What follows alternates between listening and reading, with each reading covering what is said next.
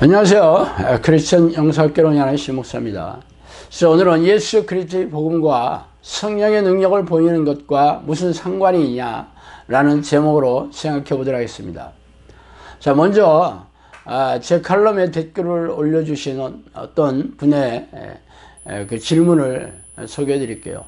목사님, 글을 읽으니 궁금한 게 있어요. 성령의 권능이 그 모임 속에서 일어나야 인정이 된다고 하셨는데, 하나님께서 그곳에서 성령의 권능이 드러나서 그곳 사람들에게 표적을 보이는 것과 예수 그리스도의 복음과 무슨 관계가 있는지요? 하나님의 때는 우리의 때와는 다른데 그곳에서 방언을 하고 치유가 일어나고 귀신이 도망가는 것이 예수 그리스도와 어떤 관계가 있는지 묻고 싶어요. 저도 한때 성령의 은사를 구했고 능력을 구하며 방언도 받고 제 몸이 치유되는 경험도 했으나 내주하시는 성령께서 거듭해서 주 예수 그리스도를 알려주시는 분이라고 하셨는데, 신 목사님의 그 행위와 그리스도의 사랑과 어떤 관련이 있을런지요? 또한 능력을 구하는 그들의 진심은 무엇일런지요? 이런 내용을 제 칼럼에 질문 형식으로 어떤 분이 올린 댓글입니다. 이분이 궁금하게 생각한 내용은 기적과 이적으로 귀신을 쫓아내고 고질병을 치유하는 성령의 능력이 과연 예수님의 복음과 어떤 관계가 있냐는 거죠. 예수 그리스도의 복음의 핵심은 예수님께서 십자가에서 보혈을 흘려주심으로 우리의 죄를 용서해 주시는 통로로 열어주셨으므로 십자가의 보혈의 공로를 믿는다면 죄가 용서함을 받아 하나님과 화목하게 되며 천국에서 영원히 행복하게 살 수 있다는 것이죠. 그런데 왜 귀신을 쫓아내며 질병을 치유하는 성령의 능력이 이러한 복음과 무슨 상관이 있냐는 것이죠. 이분의 질문은 우리네 교회가 처한 상황과 맞물려 있어요. 예수를 믿고 영접 기도를 하고 교회에 나와서 예배의식에 참석하며 희생적인 신앙행위를 열심히 하면 천국에 들어가는데 왜 굳이 다른 무엇이 필요한가 하는 것이죠. 그래서 성령의 은사를 운운하며 귀신을 쫓아내고 질병을 치유하는 무리들을 경계심을 곤두세우고 바라보고 있습니다. 그리고는 은사주의자들이라고 치부하거나 이단 비스무리하다면서 자신의 교회 교인들에게 문장속을 하고 있는 실정입니다.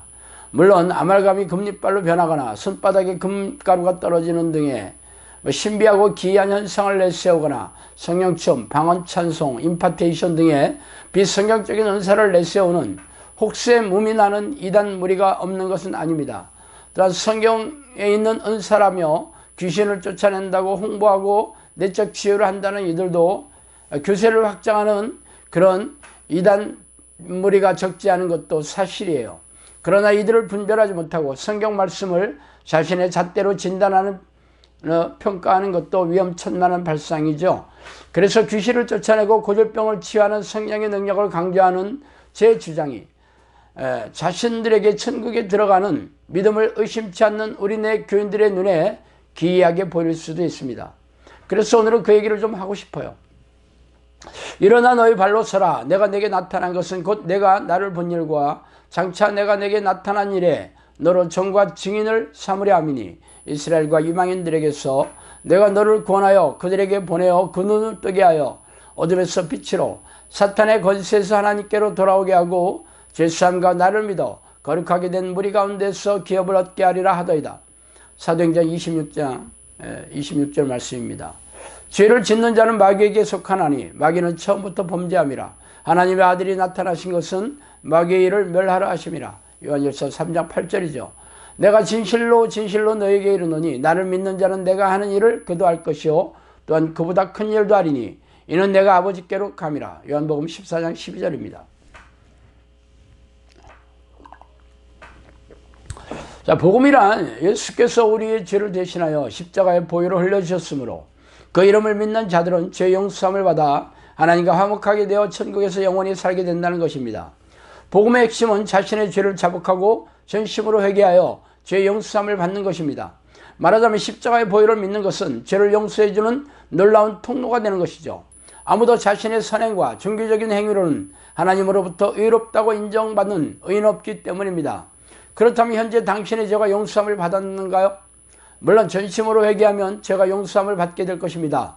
그러나 당신은 기도를 끝나자마자 끊임없이 죄를 짓고 있다는 사실을 간과하고 있어요.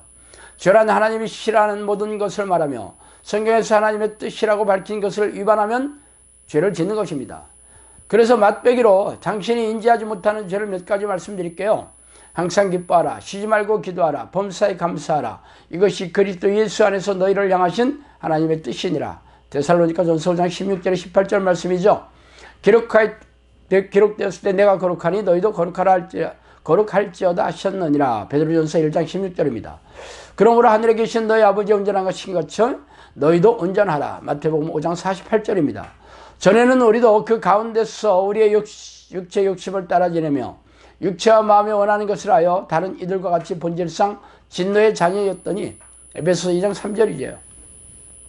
육신의 생각은 하나님과 원수가 되나니 이는 하나님의 법에 굴복하지 아니할 뿐 아니라 할 수 없음이라. 로마서 8장 7절입니다. 완벽하시고 거룩하신 하나님께서는 당신의 자녀들이 자신과 똑같이 닮아 살 것을 명령하시고 있죠.